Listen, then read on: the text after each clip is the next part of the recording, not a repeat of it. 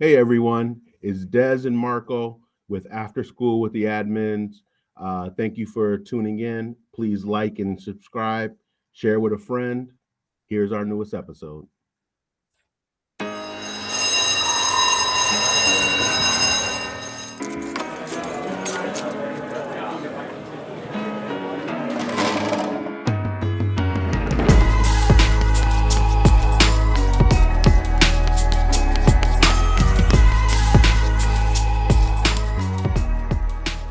Welcome, everyone, to another episode of After School with the Admins. I'm your host, Marco Torillo, and I'm here with my co-host, Des Caldwell. Hey everyone.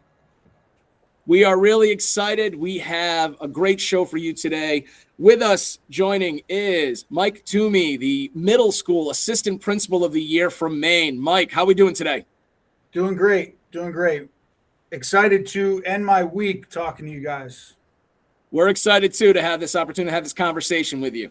Absolutely. So we like to start every single time with the same question. Tell us a little bit about your journey into education. What made you want to become an educator and how you got to the point where you are today as an assistant principal and Maine's assistant principal of the year? It's a loaded question to start with. So I grew up in Pottsville, Pennsylvania. It's a coal mining town in northeast PA. Grew up in a family of teachers and coaches, so it's pretty much all I've ever been around. And my father was a special education teacher for a really long time, football coach, basketball coach.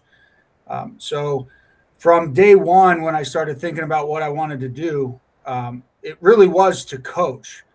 And I looked at my pathway to coaching would need to be through teaching. So I looked at a path where I would look to become a teacher. And a coach. So I started my college career at Wilkes University, where I was able to play baseball while getting my degree. After that, I spent a few years coaching at Wilkes prior to getting my first teaching position. I got my first teaching position on the Eastern Shore of Virginia. It's a peninsula in Virginia where I spent some time meeting a lot of amazing people, people who have been lifelong friends for me now.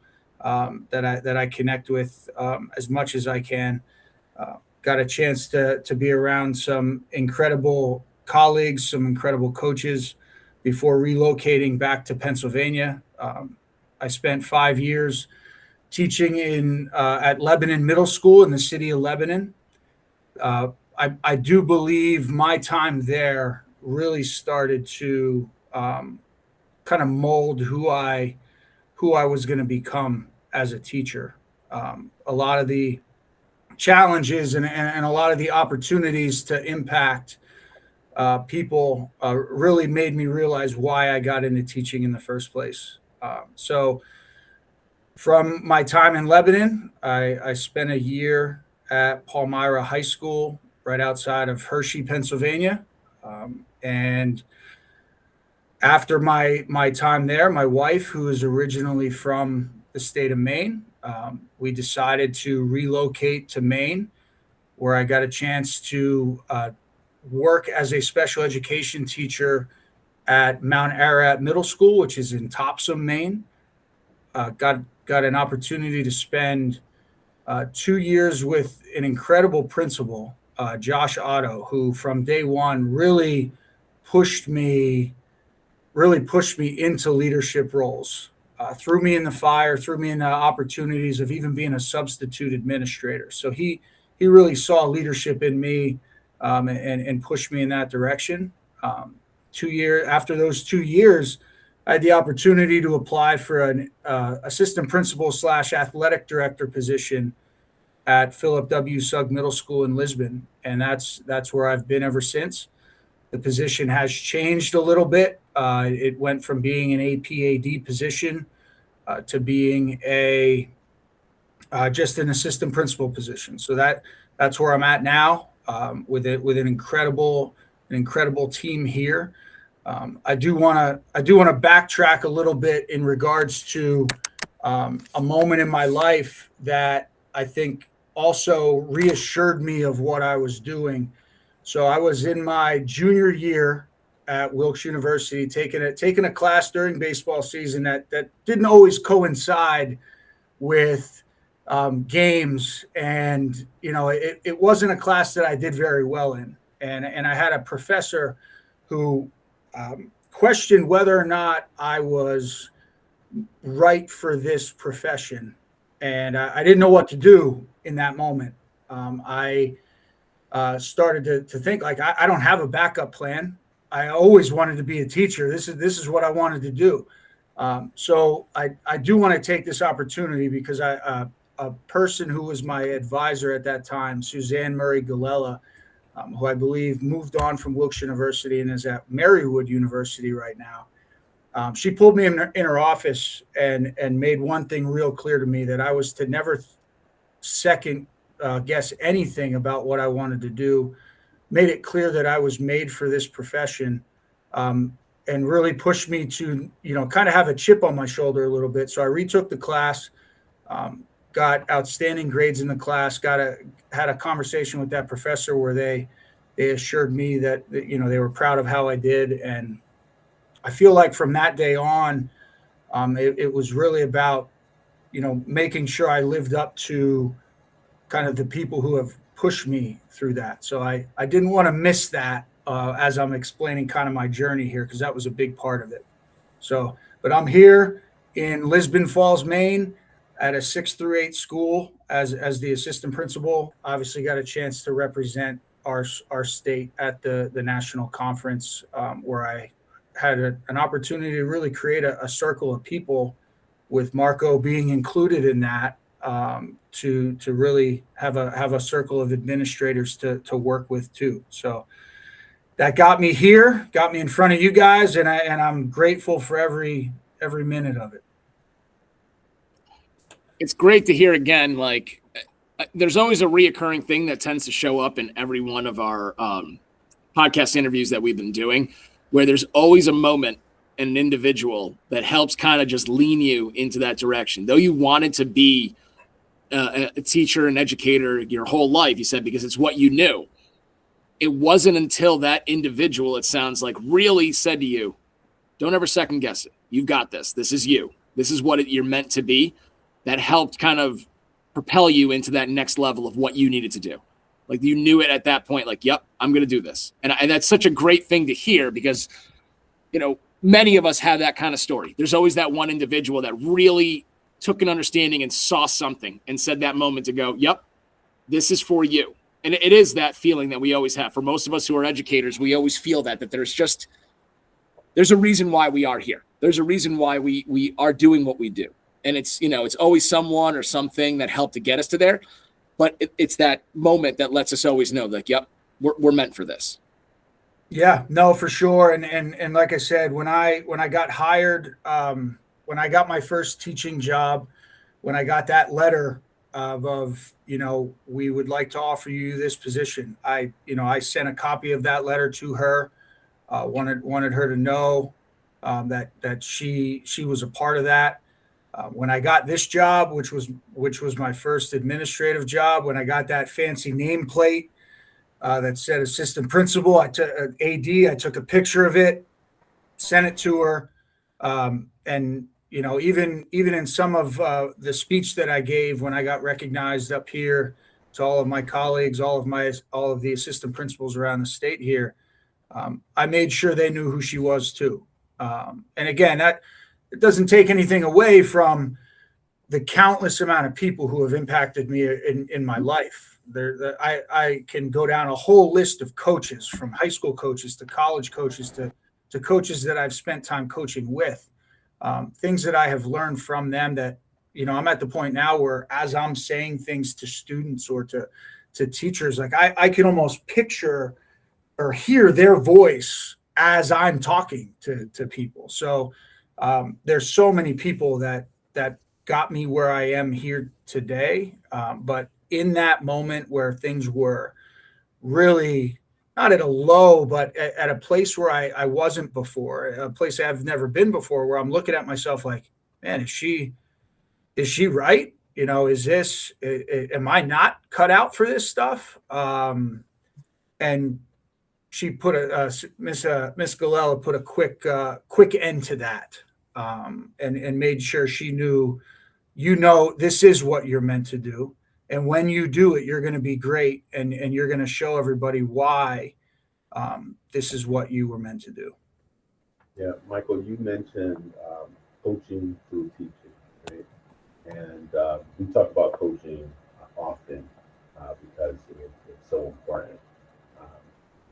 And it seems like that teacher was able to make that shift to really coach you up in a moment where you didn't need pedagogy, right? You didn't need, a lesson. You needed coaching. And so with coaching being such a large part of your career, what do you see as the differences in coaching and teaching, and maybe when you make that shift yourself in your day-to-day? To be honest with you, I think the only difference for me personally, and the difference between teaching and coaching, was the setting. We're in a building, we're in a classroom, we got desks and chairs as opposed to a court or a field. To me, coaching and teaching are synonymous, because your goal should be the same, and that's to get the best out of everybody that you're working with, to achieve a common goal.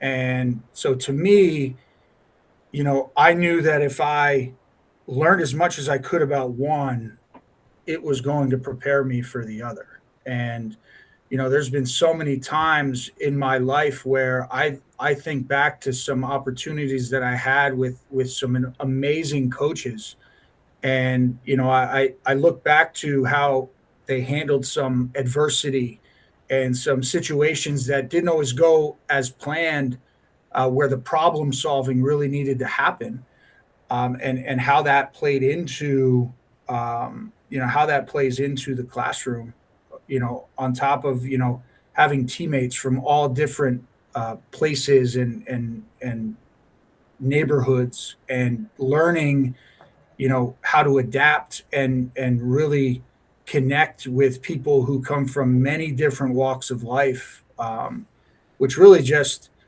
created this awareness of team, and which carries over, I think, anywhere, but certainly in sport, but also in the classroom. So to me, the only difference is we're in a building, in a classroom, as opposed to on a court or on a field. Thank you. I know you're a big component of school culture, and I know your philosophies when it comes around to making sure all students have a voice, all students are a part of school. There's two things I'd love for you to talk a little bit about. One is your restorative practices of your school. I'd love to hear a little bit about how you got into that, how you did, and how your school runs that. The second thing is also how you build that community with your staff. I know starting our school year this year, you told me about your guys' tradition of the bricks. I'd love it if you can talk a little bit about that too. Yeah, no, I'd love to. So in terms of our restorative practice, we probably do things maybe a little bit different here. We have a pretty traditional policy when it comes to, disciplinary policies and things like that, but how we handle situations through that traditional policies, where I think the restorative piece comes in. Where the meat of the restorative piece is in the conversations when something happens. And, I think first and foremost, our approach is a team approach. There are rarely ever times when I'm dealing with a situation where I don't bring in our guidance counselor or somebody who I know is an important person with the student that we're working with, to make sure that we know whatever the root of what's happening is, we are addressing it in whatever way that is individualized for the student, that's going to get the what we all want, which is that student to be in a place to be successful. So in terms of our restorative approach, it's a team approach, but when we do have to deal with some larger situations where suspensions may be warranted, we really look at our the relationship piece with our staff, with our students, and we have such a great staff here who are incredibly skilled at building relationships with our students. So we have an in-school suspension system here that when a student serves in-school suspension, instead of just putting them in a room or putting them in a space, because quite frankly, when we started this, part of the reason we did it was because we didn't have any space. And it all started one day of a teacher saying, "Hey, I don't mind taking that student for the day."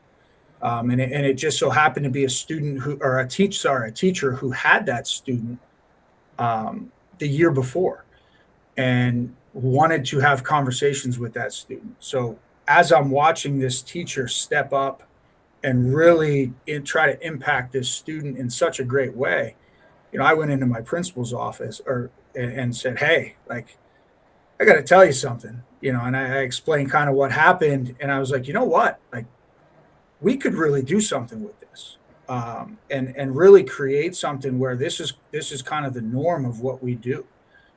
So we thought about it. We met with our team, because it's also really important that when you bring up an idea like that, where we have somebody who's earned an in-school suspension, and all of a sudden we're asking teachers to take those students into their classrooms. There's got to be a lot of trust. There's got to be a lot of work that's done prior to allow that to happen. And, the shared leadership model that my principal and I have, we've really created a culture where everything is about team. And again, we go back to coaching, we go back to all of that. All of those principles have allowed us to create this culture where, everybody in our school feels like they're a part of something bigger than themselves. And when you have that, you have that instilled trust where teachers are like, all right, they're asking us to take these kids, and we're going to trust that if something doesn't go the way it's supposed to, that they're going to support that, and we make sure that happens, because if you don't have that, you lose the buy-in from the teachers. But really what we do is, if we have a student that makes a poor choice that would warrant an in-school suspension, is we look at who that individual student is, and we look at what teachers that student has had, or potentially teachers who want to get to know that student prior to them going to them the next year. So I'll give you an example. If we have a 7th grade student who makes a poor choice and earns a day of in-school suspension, that allows us to really leverage relationships that were built by that student's 6th grade teachers, or potentially an 8th grade teacher who wants to get to know that student. So when they come to them in 8th grade, there's already an established relationship where they can get on the same page from day one. But when you have teachers who spend so much of their time building these great relationships with students, having an opportunity for them to utilize them years after it happens, is really powerful. And really, for those students, when they step foot in that teacher's classroom, to be honest, that's the last teacher that they want to see, because they know that that teacher's not going to be super thrilled for why they're in there in the first place, but it matters to that student because of the relationship.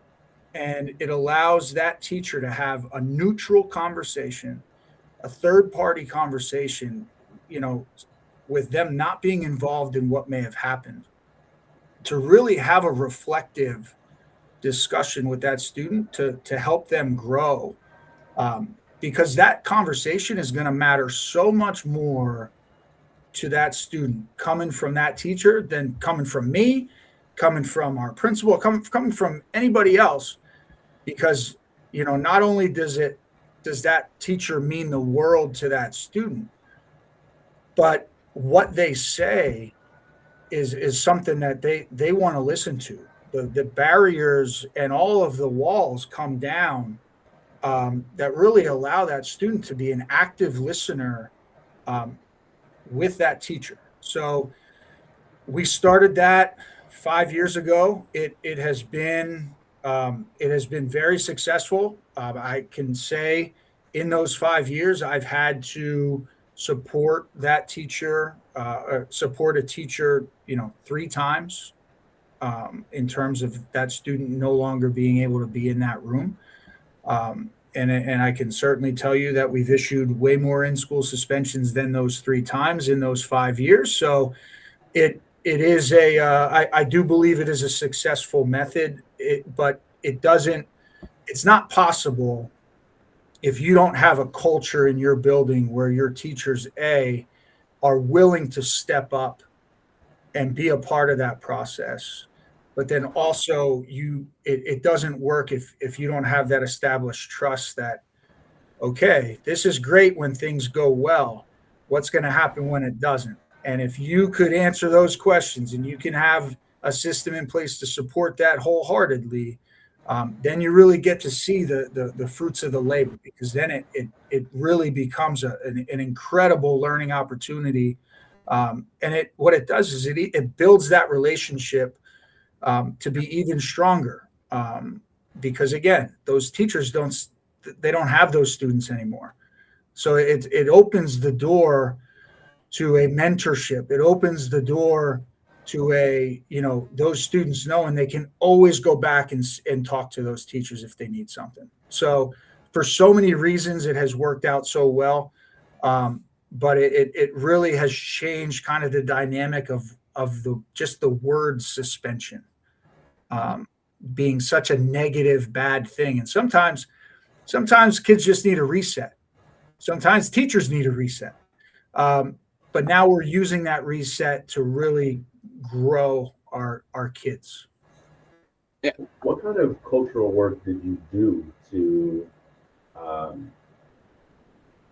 build that, right? Where teachers are willing to take that kind of gamble, right? Because if I have a class that is potentially can be off track already, and then I bring in another student who maybe has in-school suspension because of the behavior they exhibited in a class with someone else, right? Now I'm bringing that into my classroom. How did you build a culture where the teachers were willing to say, you know what, I'm going to at least give this a try? Yeah. So, and I'll bring in the brick story for Marco, with this. So when I first got hired here, I stepped into administration in the first full year back, with COVID, and we were one of very few schools in Maine that decided to come back, in full, no hybrid model for for that year. So there were a lot of things there were a lot of anxieties around, the beginning of that school year. So there were a lot of things that, my principal and I, we got a chance to spend a lot of time together that summer. We were going to find out real quick whether or not we were going to work together, or not, with how much time we spent, because we spent the entire summer thinking about, okay, we got to figure out how to come back in full. We got all of these restrictions, all of these distance restrictions. We got, you name it. We have to figure it out, because regardless, our directive was we're coming back in full, figure out how to make it work. And so we put our heads together, like, okay, what are some things that, if we put ourselves in the shoes of the teachers, what are some things that we know they're going to be most worried about coming back?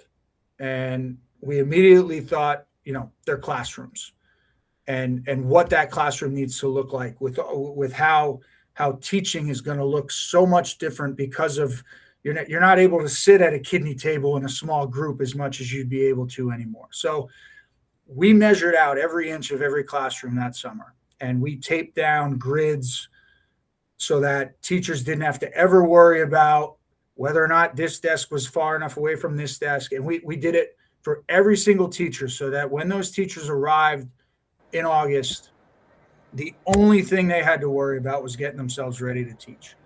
And I think that effort there, to me, and I never really took the time to ask our teachers, and if they ever end up watching this, maybe they'll knock on my door and tell me. But I do believe that kind of set the tone for, what Ryan, my principal, Ryan McKinney, and I, what our goal is here. And that's to make sure we're doing everything we can for everybody in this building as a team. So then that led to this idea of bricks. And I brought it up to Ryan. I was like, you know what, we got to have a little bit of symbolism here, to really paint a good picture of what we're all about and what we're trying to do. So we went and we got a brick for every person in our school: custodian, cafeteria staff, aides, teachers, secretaries, everybody. And at our first back to school faculty meeting, we distributed bricks to everyone, and the looks on their faces was hilarious because they had no idea. They're like, what is this? And essentially what it is, it's a brick with their name on it, like a nameplate.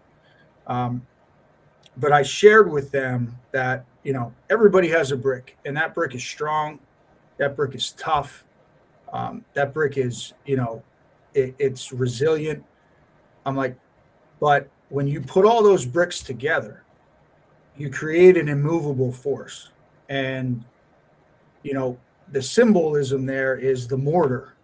And, talking to them about that, I'm like, we all have individual bricks, but the only way that all works together is if we, as the mortar, stay tight and stay true to one another and stay a cohesive unit, a cohesive team.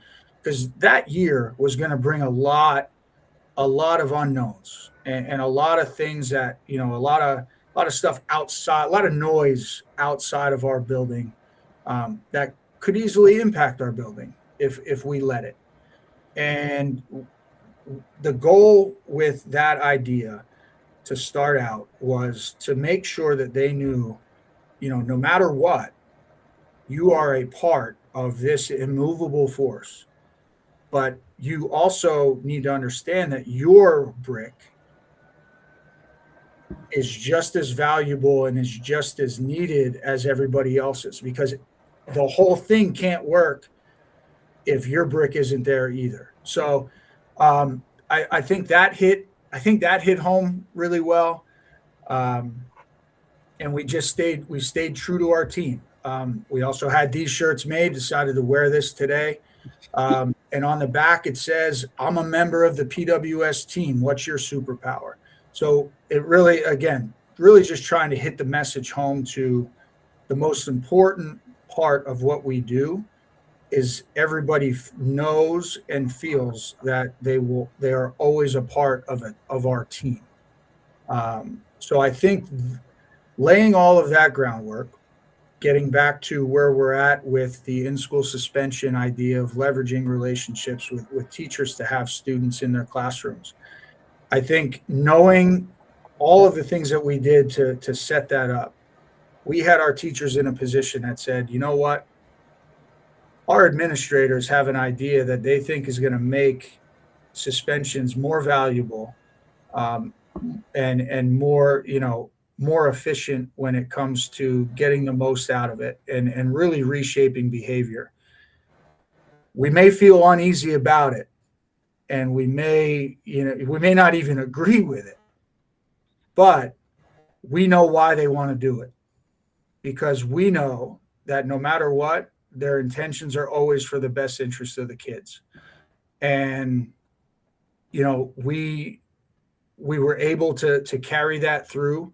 We had a few times where we had those in-school suspensions and teachers felt super supported, and then it kind of spread like word of mouth, because we also don't force teachers to take students either. We offer it. We let teachers know, hey, this student's going to be serving in-school suspension. Is there anybody who would like to have them in their classroom? And, at the beginning, you didn't have everybody raising their hand for that. You had a pretty good number, but over time, as people learned that it does work and people learned that they were supported, it organically grew, where now we could really say, hey, I got a student who's got in school tomorrow. They're like, yep, send them in. So we kind of let that happen naturally. We trusted that we were doing things for the right reasons, and knowing that, we just put our efforts into it, hoping it would turn into what it was, and it did. And it's been a really great thing.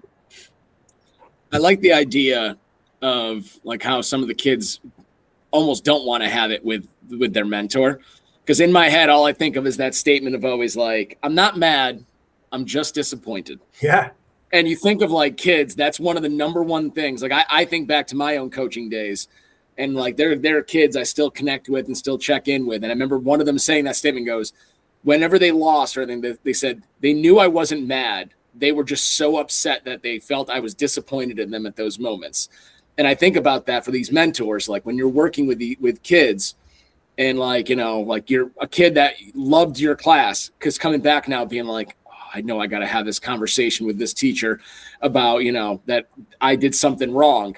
Like it's hard for them. And I think about that. I think it's a great idea, because like you're also building that cohesion. And I love the idea of even some teachers who don't even have the kid want it. So they're already laying the groundwork for them for when they come up the next year to be like, you have me. We've already spoken with each other. We've already had a chance. Now you're coming into my class. I've got you if things are getting rough. Come see me. Don't get yourself into that spot. I just think it's a great way of like showing how restorative can work, but also how you can alter a consequence to make it more meaningful.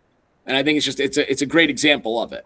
Yeah. And what that has grown into, we have teachers who will then say, hey, can you please put this student in my homeroom next year? And now even to the point where when I'm talking to parents and I'm explaining that they're going to be serving in-school suspension, the parents, there's a lot of parents who know how we do that. And they're at the point where they're requesting, can you put him with this teacher? Can you put her with this teacher? Because this teacher had a great impact on them last year. So they're buying into it too. And it really was an alternate method, and it has become what we do. We don't do it any other way unless it's warranted, and then those students are with me. And then the conversation is not just about that, but it's about the relationship that maybe needs to now be repaired with a teacher that means a lot to them, and then we work on that too. But it's been an incredible thing, but it doesn't happen without incredible teachers. It doesn't happen without incredible trust in the building and a principal who also thinks outside the box. And I love the idea that staff are wanting the student who is getting suspensions in their homerooms because of this, which is, to me, that's a great thing. Is think of that flip side of how many times throughout your career you've had that individual going like, I just looked at my list on the first day of school going like, why is Johnny in my class? Jenny should not be in here. There's no way we can put her in here in my class like this. It's going to cause a problem. Versus now it's going in your school. It's like, no, give me that kid. I already met them last year. I want to work with them this year. I think it's a great way to look at and take something that is usually, I won't say it's not beneficial, because we know kids, there are times where it's warranted to be an in-school suspension, but at least it makes it have something to it, where at least there's some sort of connection, some sort of almost just support within it, besides just sit there, do your work, and reflect to yourself about what you did wrong. Right. Like getting in there when you're meeting with people. And I just think it's a very interesting component that you guys do. And I think it's just a valuable thing to see. Yeah. Well, and it, I never really thought of it until you actually mentioned something. But if I look back at my teaching career, so I taught special education down in Virginia. I had an opportunity to teach middle school math at the city of Lebanon, at Lebanon Middle School in the city of Lebanon. And I was a special education teacher at Palmyra before becoming a special ed teacher in Topsom. And I felt like every opportunity I had with teachers who wanted to send students out of the classroom, I felt like I took every opportunity to say, send those kids to me. Don't send them to the principal. Don't send them to the office. Send them to me. And because I knew some of those students would then they would have me, or they had me.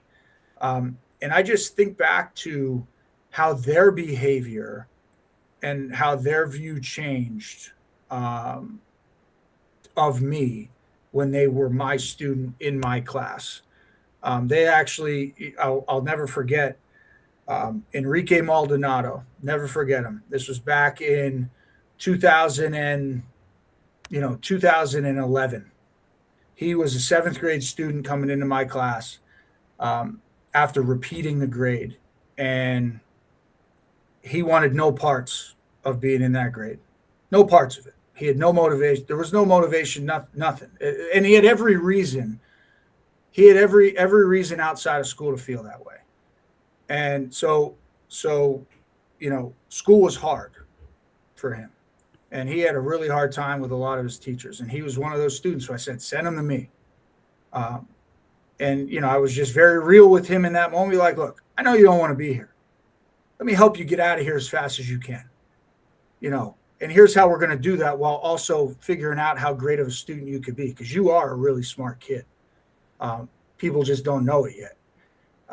So he came to me after a few times of having some conversations, getting removed from other classes. And I remember he was like, Mister, I was like, I just don't want to sit in the front of the class. I said, okay. So you can sit in the back until you can't, so prove to me that you can sit in the back of the class. You can sit in the back of the class. Sat in the back of the class. We've had all these great restorative conversations, and all of a sudden some other students wanted to act out in my class. All of a sudden he starts talking to students to make sure that they start acting right in class. And to watch that maturation process happen, where all he needed was an environment where he felt like he was heard, willing to admit that he was wrong, willing to admit that he made some poor choices, but where he was heard and felt that level of respect. It opened the door to him now stepping up to do what was right. So that was kind of the moment where I'm like, you know what, there is something to taking that extra step and making that extra effort to connect with kids in a neutral way when they're in the wrong, or when something has happened, because your message is just going to matter differently. It may not matter more, may not matter less, but it's going to matter differently, because what you're saying, you don't have to say it. The teacher who was impacted, what they're saying, they got to say. You go home to your parents, sometimes your parents say something to you, and you view that as like, well, they're only saying it because they're mom, or they're only saying it because they're dad. But when you have an individual who matters to you, who all of a sudden shares with you how they feel about what you did, and they don't have to. They're doing it because they want to, and they're doing it because it matters enough to do that. The impacts that we can have on kids is almost immeasurable.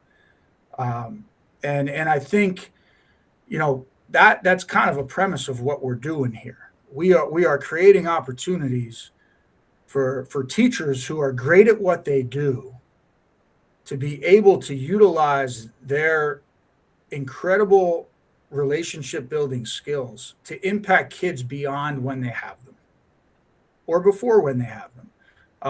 And it just sets kids up for so much more success. And I could ramble on for so much about this, but it's just an awesome thing. So you mentioned that the impact was immeasurable. So, and I'm going to ask the the question, have you had any measures, right? Have you had any data that shows a reduction in students who are receiving that consequence repeatedly, or students who had been experiencing however many number of in-school suspension or other consequences, and those interactions and relationships that are built through your process causing those numbers to shrink?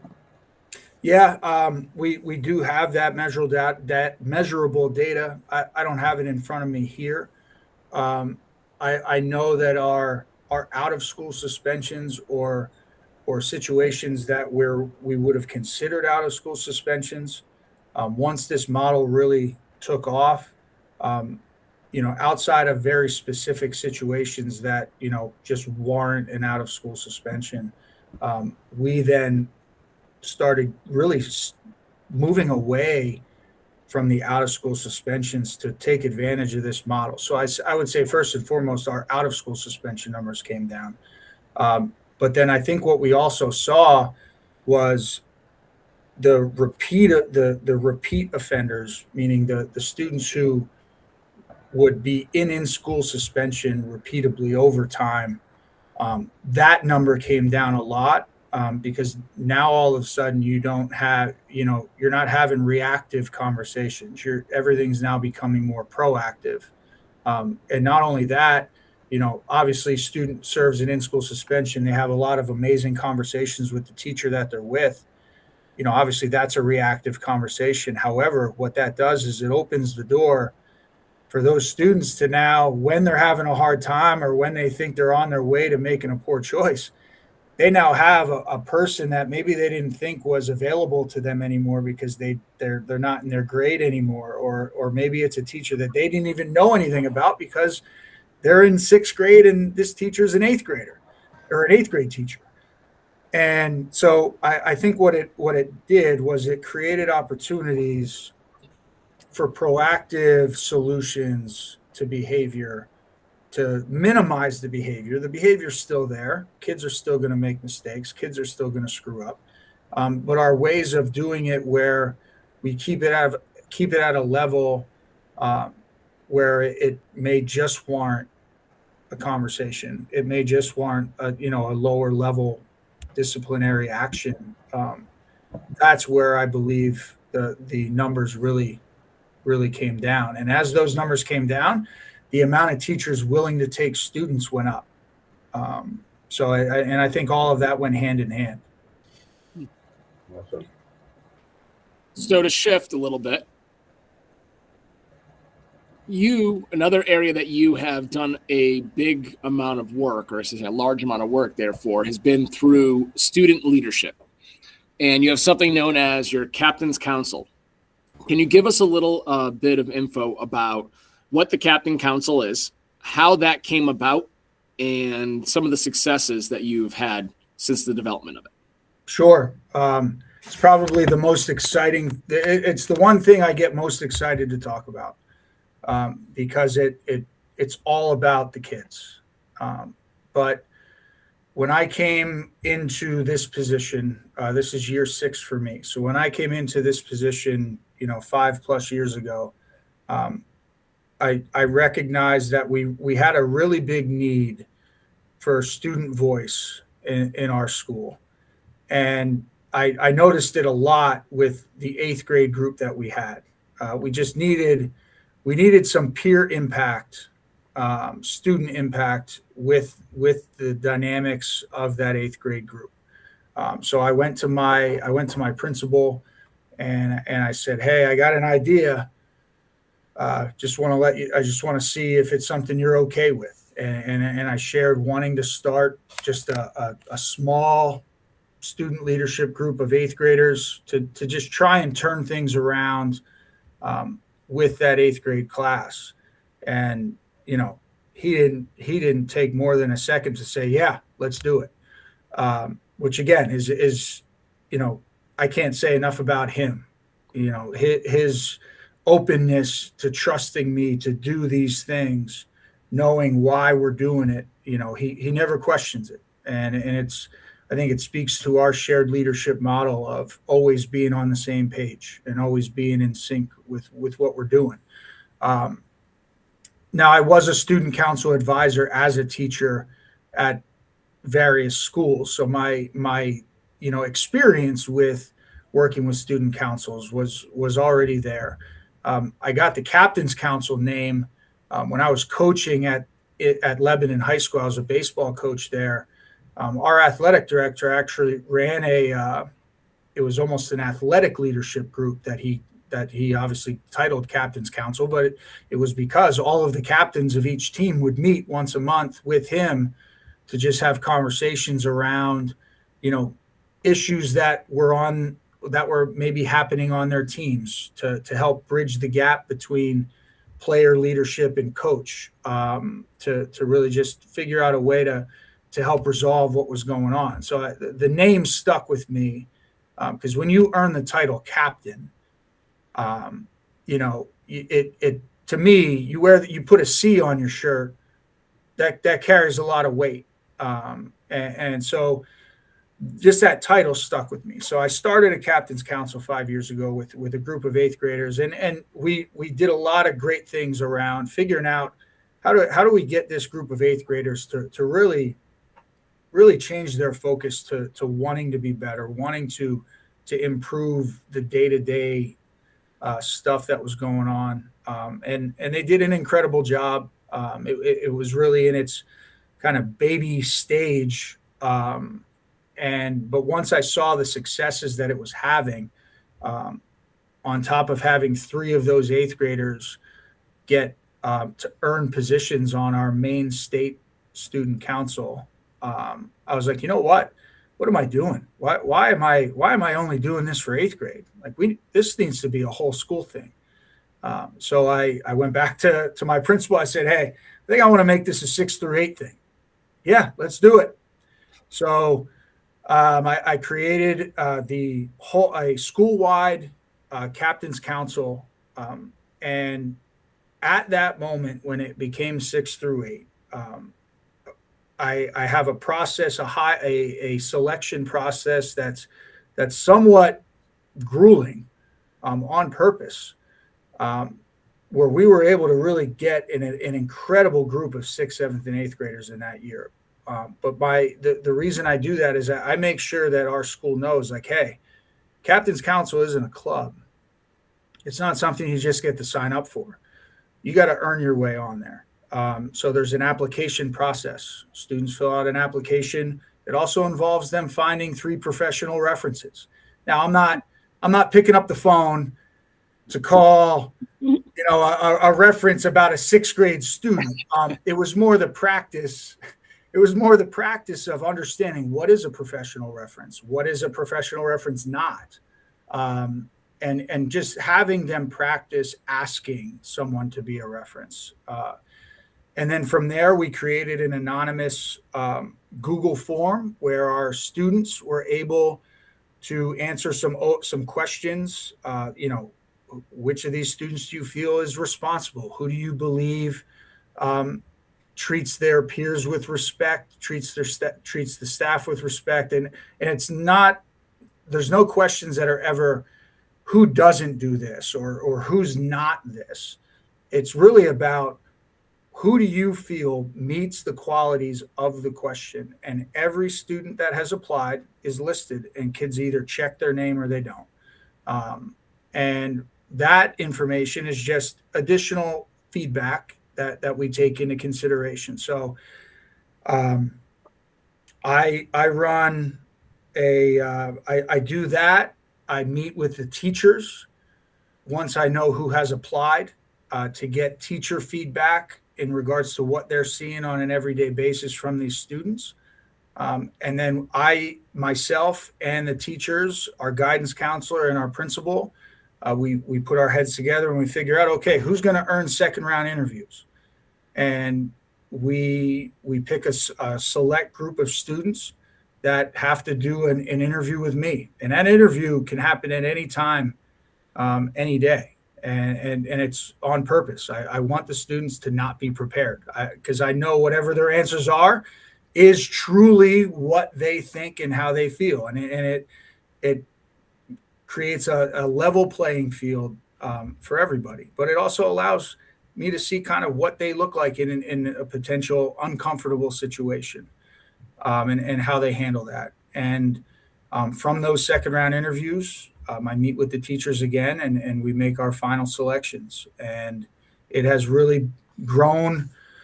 It has grown legs over the past 4 years. Over the past 4 years, we have had 10 students serve roles on our Maine State Student Council.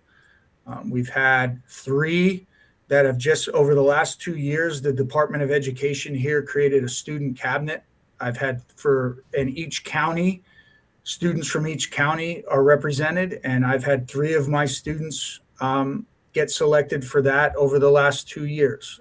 So in terms of teaching leadership and getting and looking at ways to expand that for them outside of just our school, we work really hard to do that. But in terms of like the things that I'm most proud of is, this group has really turned into a group that wants to impact their community as much as they can. And, we have done a lot of things over the last few years. We partner with the Ronald McDonald House, where we go down as a part of their guest chef program to cook fresh meals for all of the families that are staying there while they have a child who is getting treatments at the local hospital. We've had some natural disaster tragedies with some people who have lost their homes in a fire. And, as soon as that happened, my student council came to me. They're like, we need to do something about this. And they immediately stepped up. We ran a food and clothing drive at our school for the families that were impacted. We had, unfortunately, a few years ago, we had a mass shooting incident that happened in the town over from us. Not a school incident, but just a community incident that really shook our entire world here, where we had to be out of school for a few days. And, during that time, I had some of my student leaders, saying, hey, can we meet so that we could figure out what we got to do for our school? I said, yeah, let's do it. We met on a Sunday. And after everything was done and over with and resolved in terms of the incident, our students were like, well, we need to make sure that our police department know that we appreciate everything they've done, our fire department, our EMTs. And so they did a recognition for all of our first responders after that time.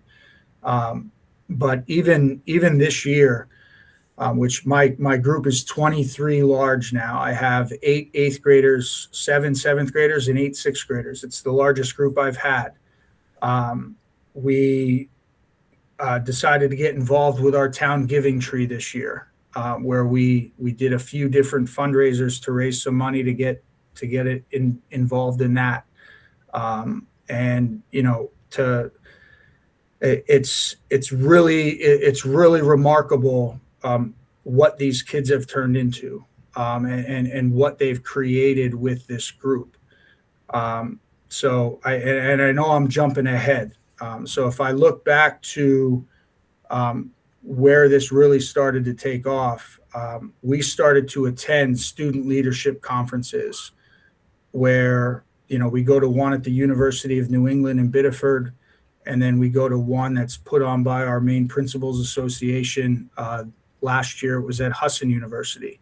And that's where our kids have an opportunity as a group to also connect and collaborate with leaders from other schools to learn what leadership looks like for them, what leadership looks like in their building. What are they doing to make their school a better place? And from that, It started with really utilizing them in mentorship roles with our students. It then grew. It then grew to, these students wanting to impact our community in many ways. And I think, looking back on it, if you ask me if I was in a position where I'd have 23 kids who I now have to try and slow down sometimes with the things that they want to do, I would have told you were out of your mind. But for instance, this year, we decided to get involved in this Lego project, and it was a give back program that Lego piloted this year. And the kids wanted to do a competition, school-wide competition, to see who could bring in the most Legos that they didn't want in their home anymore. And Lego had a program where for every pound, they'd give you a $2.50 gift card back to, and the kids wanted to utilize those gift cards to purchase Legos for families in need.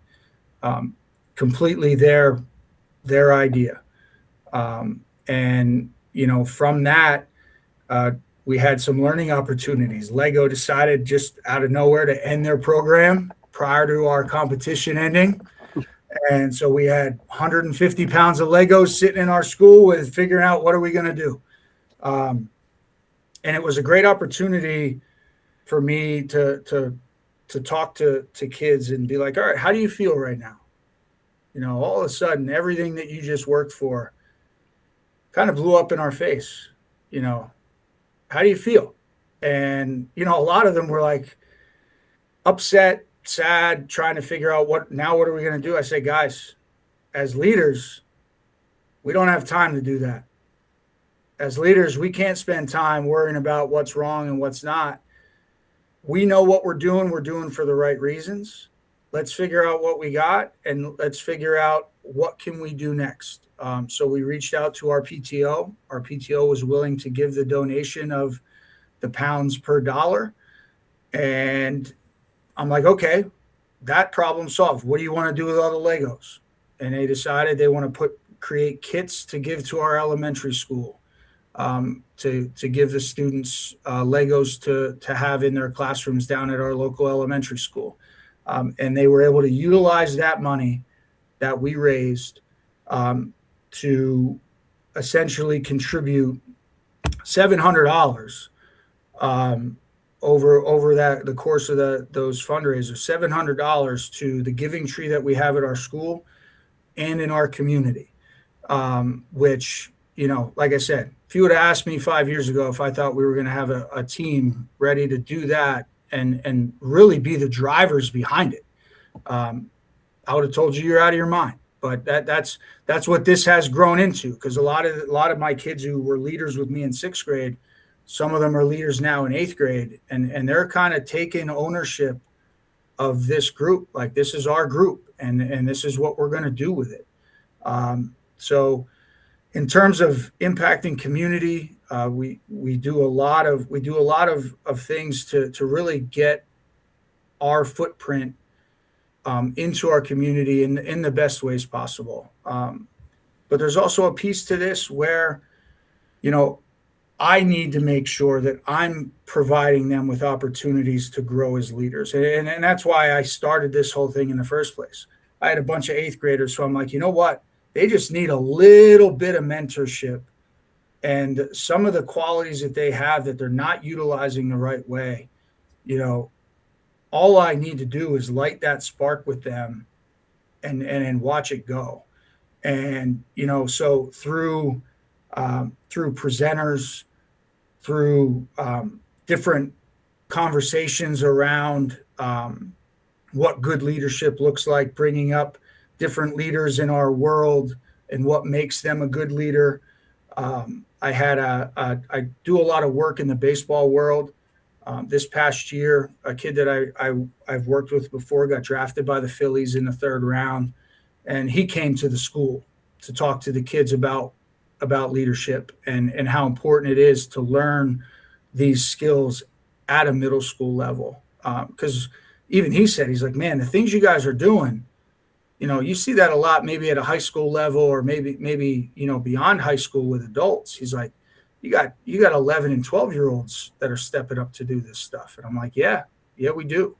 I had another baseball player, Reggie Crawford, who was a first-round draft pick with the San Francisco Giants. He had an incredible message with our kids when he talked about what leadership looks like and how it could look very different. But he talked about not always being comfortable being out in front, being the one talking all the time. But in terms of getting outside of your comfort zone, he kind of changed the phrase to expanding your comfort zone. And, expanding it even 1%, where you're just slowly becoming comfortable being uncomfortable, as a leader. And it just prepares you for so many things. And from, those opportunities, we've had some state senators come in and talk to our groups, and, watching them then give a speech to earn a state student council position, and parents emailing me back saying, I never thought in a million years my child would ever step on a stage to give a speech in front of hundreds of people. And they just did it. They just did it and rocked it. And it's just, all of that stuff is just happening naturally. And I know I'm rambling because, when I get on topic about these kids and this group, I can go on and on and on. But really this group has cemented themselves over the past few years as a force in our community. It's something that everybody's talking about it. Kids in elementary school are like, oh, I can't wait to apply for captain's council when I get to the middle school. Kids who aren't in it are like, what do I got to do to get in it? And then you have those great conversations around, all right, well, let's think about what makes a good leader, and let's think about what you're not doing yet, what maybe you are doing. And it really pushes kids to want to be better. And there's so many other things that I can get into, but it's a trickle down of the team culture that we've created with our staff. And now we're able to do it with our students through this incredible group of kids. Mike, during that choice process, question that I have is, are all these students student leaders or students who could lead? And I'm asking that question for something, because in my mind, we all know there are those kids who are student leaders. They're the ones who are the head of the class. They've never seen the inside of your office unless they're coming to hand you a gift at the holiday season, or they're coming by just to say hi. They're no issues ever going on, nothing happened, never had a late book even back to the library. Then there are the students who can lead, which we know can be either way. Leading doesn't always mean it's the positive leading. Sometimes they're the ones who can lead the class off the cliff, or they can be the ones that can lead the class to get back on track. Are the students who get into the captain's council students who maybe don't always have every one of those qualities you want, but you see it in them that you know that you can build up to get them to that part, to be the vessel to get them to do the right stuff? Or is it that you have to have all those components, and then for those kids who want to get on, you're talking about like, well, if you want to get on, you've got to try and do X, Y, and Z. Yep. So it's a great question. And I would say it's a pretty good mix of both, because we have so many kids that have, the qualities that you would look for to be considered for this position, or a position in this council. But we also have, one of the other things I look at with our teachers is we also look at fit with the team. But it is those conversations with our teachers when I'm talking about, here's who we got, here's who applied, how do you see them fitting in a role like this? And it is amazing to listen to our teachers who, and every year they find those students. They're like, you know what? they may not necessarily be making all of the perfect choices right now, but man, the impact that they have on their peers and the influence they have, good or bad, is there. And it's there naturally. And so, I'll have some teachers that'll be like, man, some time with you and some time being around a different circle of kids could really, really spark, what this kid's got inside him that he may not even know he has yet, or that she has yet. And I think our teachers do a great job of making sure that when it is time to sit down and talk about who's on our list of, considerations, to really consider what, who are we looking to choose here? Are we looking to choose, kids who, like you said, kids who always do everything right? Or are we looking for kids that, as a part of a collective unit and as a part of a collective group of leaders, who will have the biggest impact on the team, and who will have the biggest impact on our kids and on our school? So, it's not always kids who just do everything right. It is those kids who you see when maybe on their own, they may struggle a little bit figuring out who they are as a leader. You put them around other kids who are great leaders, and they just match. They just match what everybody else brings to the table, because that's who they are, And like you said, that sometimes that can look positive, sometimes it doesn't. There's sometimes where kids will match what everybody brings to the table in a not so good way too. But it's that ability to adapt to the people around you. And really what that has done over the past few years is it's allowed me to have conversations after the fact where I could sit down with that leader and be like, let's look at your journey here. Think about some of the kids you may have been surrounding yourself with prior to being on Captain's Council, and think about some of the choices you were making at that time. And now let's look at where you're at right now and what you're doing and where that goes. And it's really cool for them to think about, and they'll identify exactly what I'm asking them, where I don't have to lead them to the answer. They know, because they feel different. They have this sense of not a sense of belonging, but a sense of purpose, a sense of, I now have the opportunity to do all of this stuff by not doing anything special, but just being me and being myself through this. And where I'm starting to see it now that we're, 4 or 5 years into this, is watching how those kids are now at the high school and how they're impacting their people at the high school and beyond, how they impact their teams on a field. And, it's an amazing thing. You give kids an opportunity to lead, you give them the tools to do it, and you surround them with the right people. It's amazing to watch what they can do.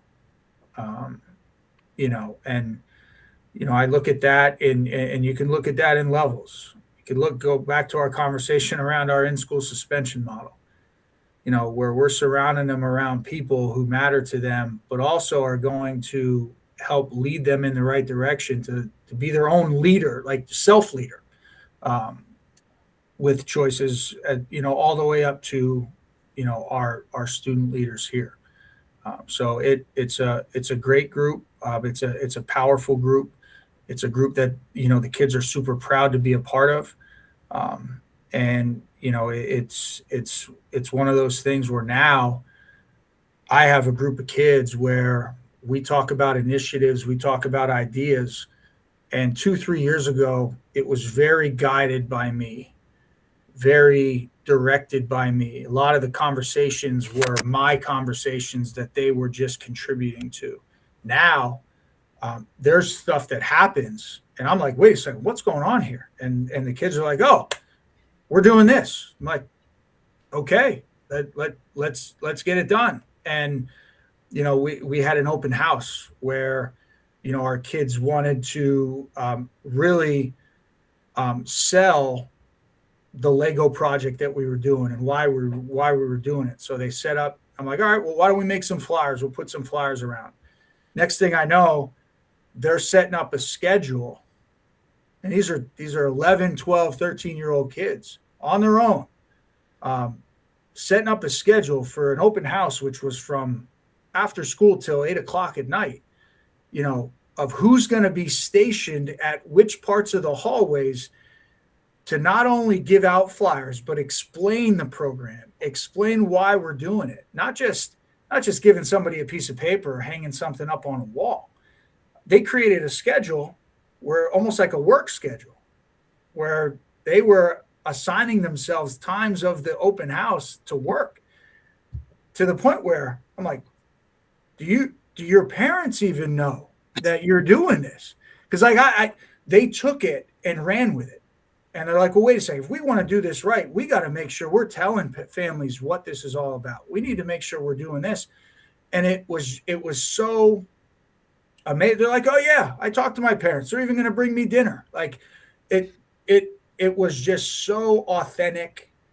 It was so cool to see them just take it and go.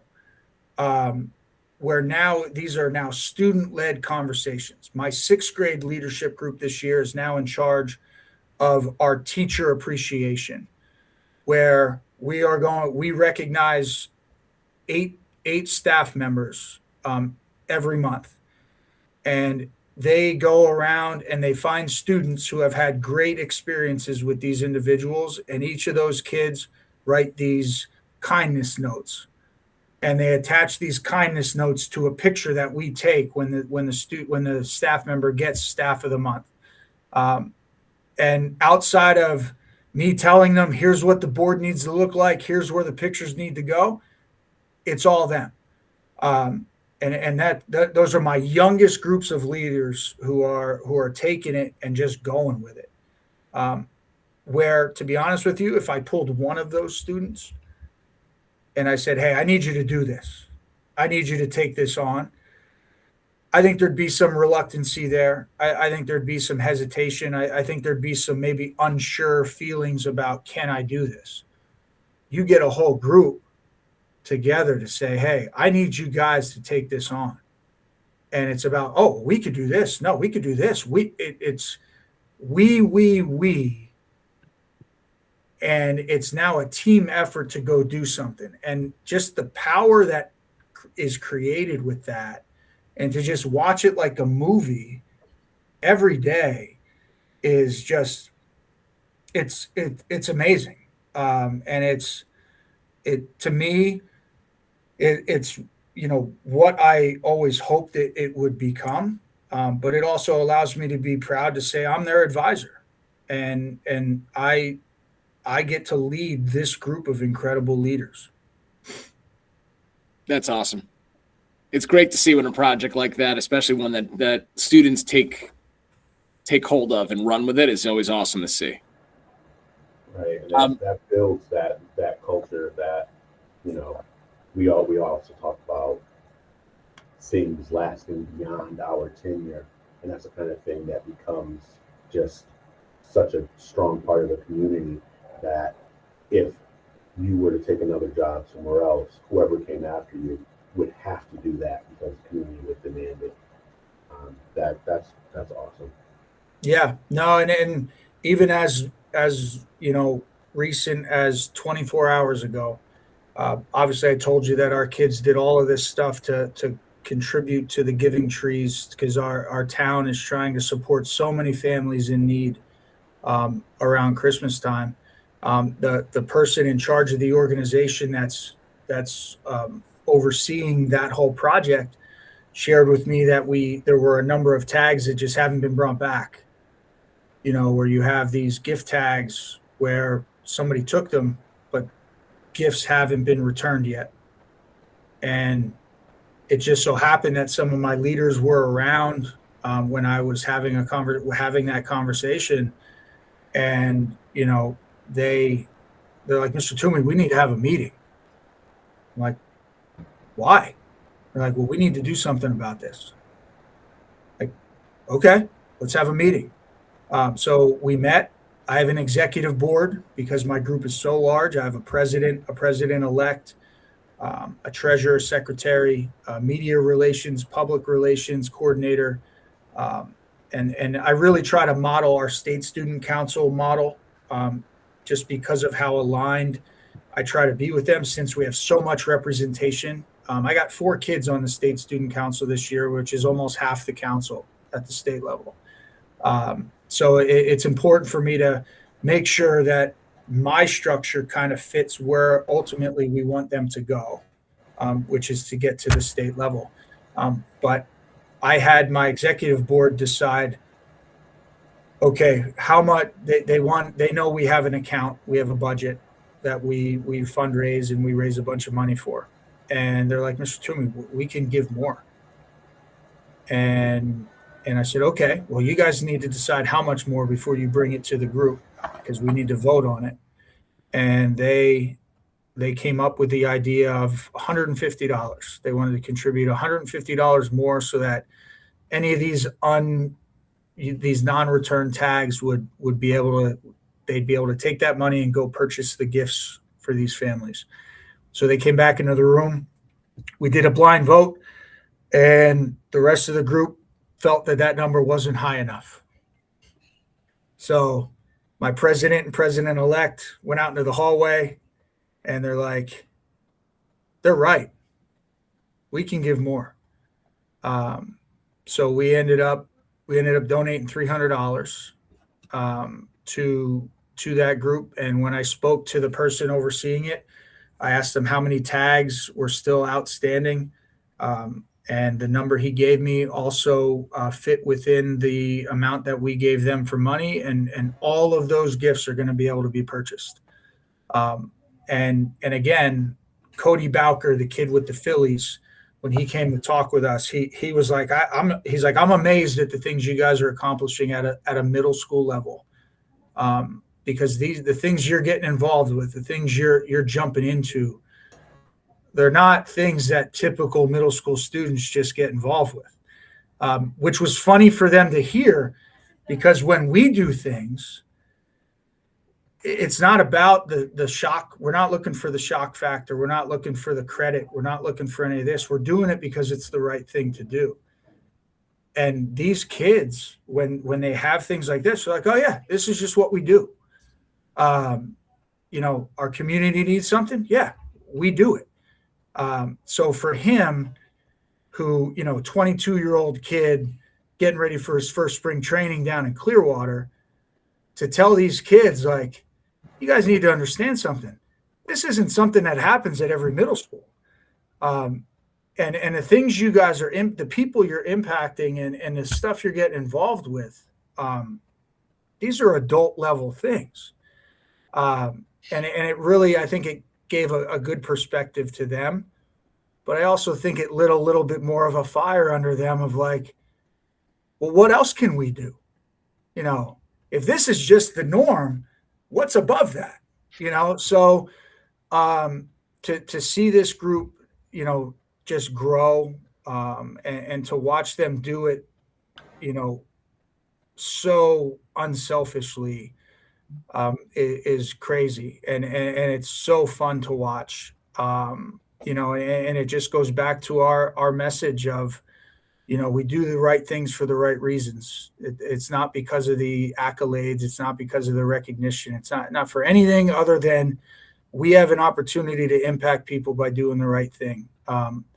When we started doing the guest chef program down at the Ronald McDonald House, which is an amazing organization for families in Maine who have to travel quite a bit sometimes to certain hospitals, and they can't just drive back home.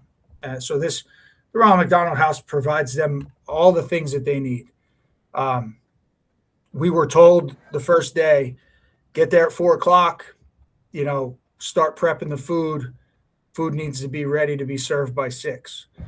And the families you're going to be serving most likely won't be there yet to eat it, because they'll still be at the hospital with their loved ones.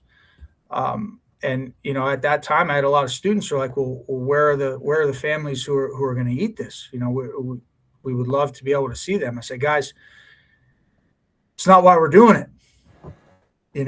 And I know you wish to meet them and maybe even get a thank you from them, or just kind of see the looks on their faces. But guys, we're doing this blind, because it's not about how much they want to enjoy your meal. It's not about how delicious your brownies are, or how many thank yous you get, or all of that.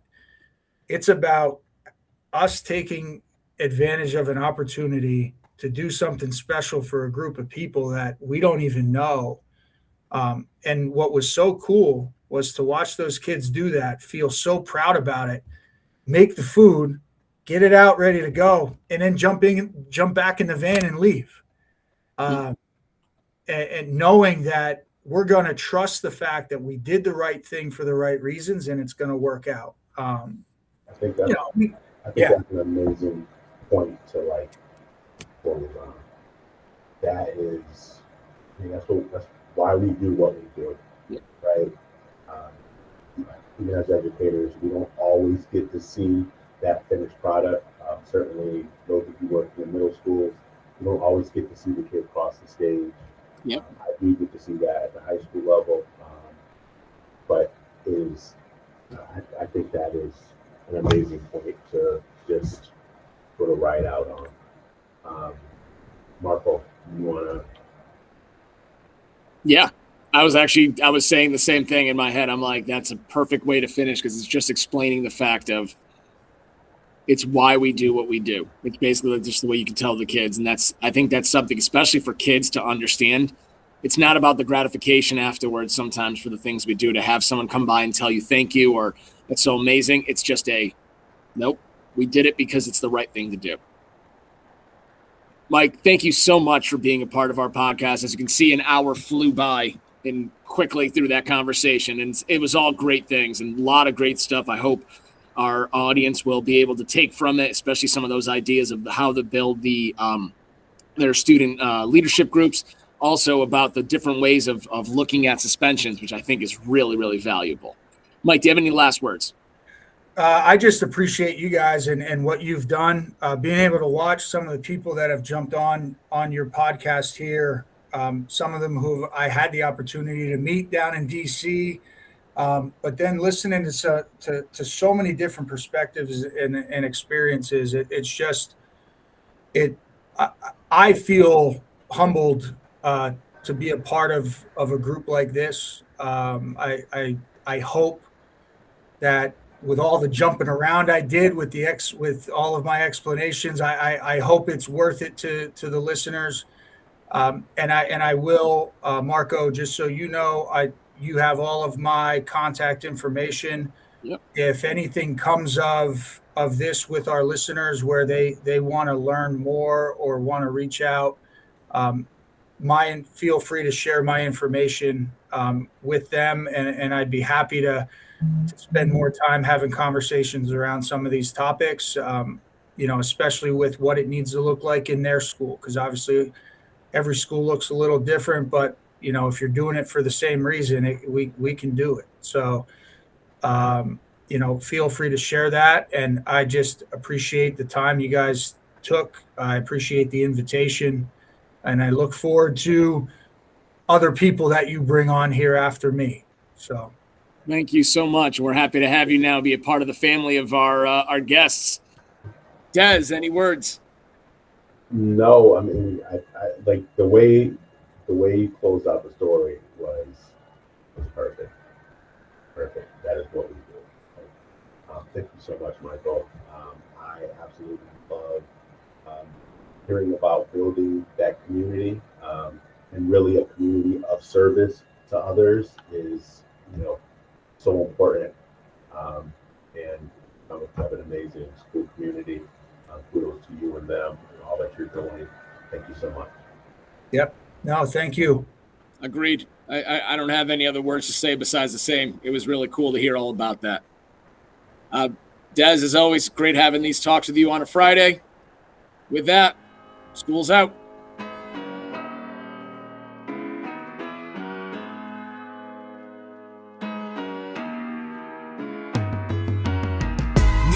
You all will be missed. Until then, I gotta blow you a kiss. Until we meet again on that other side, this my rhyme. We all love you to the end of this time, always. Know this, you all will be missed. Until then, I gotta blow you a kiss. Until we meet again on that other side, this my rhyme. We all love you to the end of this time.